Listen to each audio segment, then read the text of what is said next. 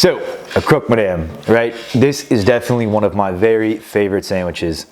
The first time I ever had a Croque Madame, I didn't think it was anything special. I thought it was kind of a sad sandwich, to be honest with you. But the more that I've had them and I've realized that there are very good versions of it, it has become my favorite sandwich. I think at its best, it is a beautiful, delicious, rich, creamy sandwich. The worst version of it is just a really sad ham and cheese sandwich.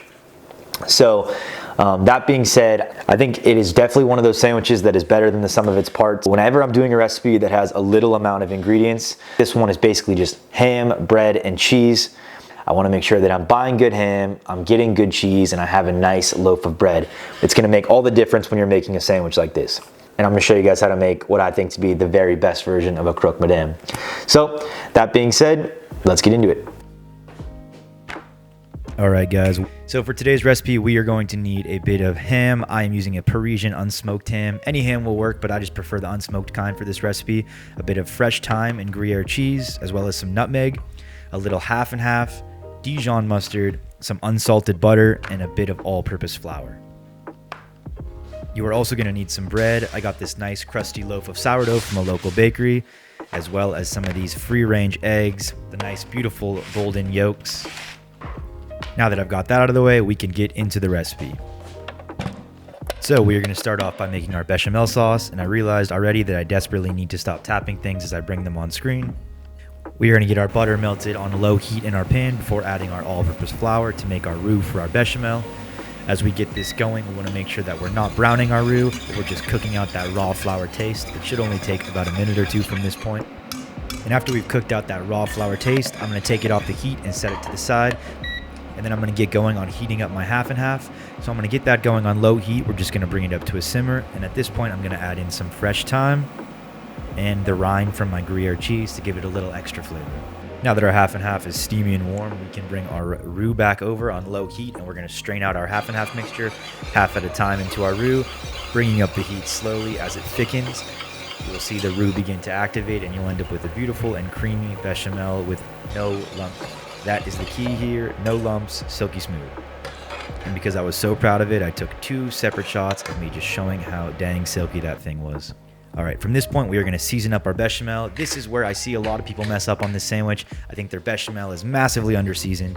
So please, please, please, heavy on the salt, black pepper, nutmeg, and lemon zest. Then we're just going to get into grating our Gruyere cheese so we can begin to assemble our sandwich.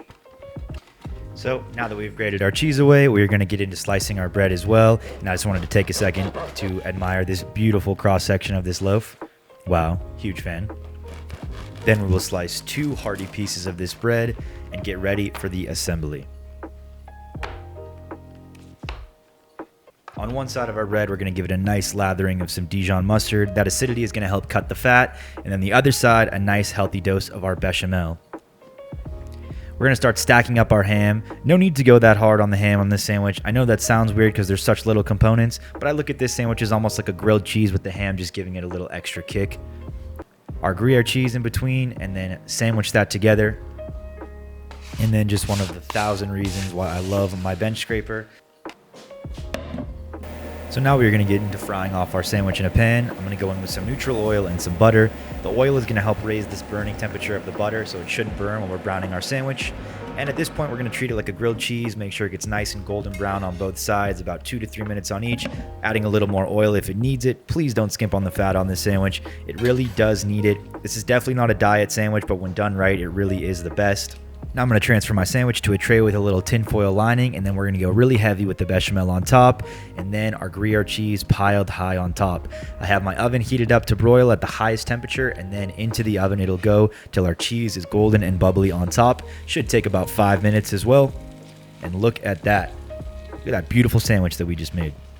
Golden, bubbly Gruyere cheese, bechamel, and we can plate it up. And right now what we have here is a totally respectable and beautiful croque monsieur, but we are going to take this guy to the next level and turn this monsieur into a madame by adding a sunny side up egg on top.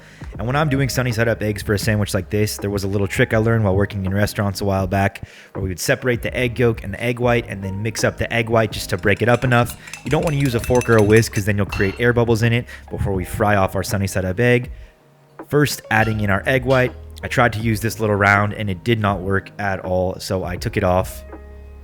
And after it's cooked just a little bit, we're gonna add an egg yolk right on top and then allow that to cook for another minute or two. Not really attempting to cook the egg yolk here, but we do want to warm it through. The egg yolk to me is like a sauce on this, and then right on top of our sandwich, looking quite beautiful, I might add. Then a little Maldon salt right on top of the egg yolk, and I realized at this point that I had forgot to slice my chives, so I quickly sliced some up before plating it right over the egg yolk in a nice line because I thought it was pretty.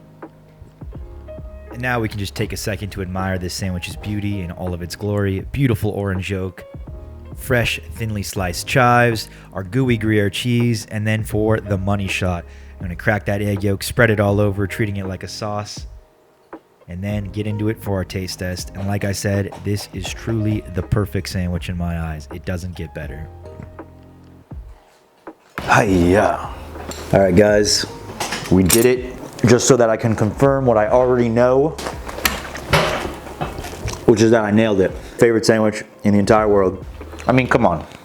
Come on, guys. I apologize for stuffing my face like this, but oh, good boy. No, not the whole thing. Just a bite.